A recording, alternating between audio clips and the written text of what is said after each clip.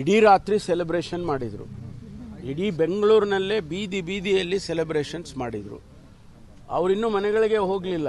ಒಂದು ಸಮುದಾಯ ಒಂಥರ ಏನೋ ಒಂದು ಆ ಸೆಲೆಬ್ರೇಷನ್ ಇದರಲ್ಲಿ ಬಂದುಬಿಟ್ರು.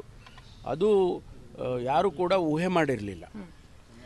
35,000 ಕೆಪಾಸಿಟಿ ಇದ್ದದ್ದಕ್ಕೆ 9 ಗಂಟೆಯಿಂದ ರಾತ್ರಿ 11 ಗಂಟೆವರೆಗೆ 8,70,000 ಜನ ಟ್ರಾವೆಲ್ ಮಾಡಿದ್ದಾರೆ. ನಾವು ಈ ತನಿಖೆ ಬರೋವರೆಗೂ ಯಾವುದೇ ವಿಚಾರವನ್ನು ನಾನು ಹೇಳಕ್ಕೆ ಹೋಗೋದಿಲ್ಲ. ಯಾರು ತಪ್ಪಿತಸ್ಥರಿದ್ದಾರೆ, ಒಂದು ವೇಳೆ ಅವರ ಲ್ಯಾಪ್ಸಸ್ಗಳಿದ್ದರೆ ಅವ್ರು ಯಾರೇ ಆಗಿರ್ಬೋದು, ಅವ್ರ ಮೇಲೆ ಕಠಿಣವಾದಂಥ ಕ್ರಮವನ್ನು ನಾವು ತೆಗೆದುಕೊಳ್ತೇವೆ ಅಂತ. ಇಂಥ ಘಟನೆಗಳು ಆಗದಾಗೆ ತಡಿಬೇಕು ಅನ್ನುವಂಥ ವಿಚಾರದಲ್ಲಿ ಸರ್ಕಾರ, ಗೃಹ ಇಲಾಖೆ ಒಂದು ಹೊಸ SOPಯನ್ನು, ಸ್ಟ್ಯಾಂಡರ್ಡ್ ಆಪರೇಟಿವ್ ಪ್ರೊಸೀಜರನ್ನು ನಾವು ಮಾಡ್ತೇವೆ.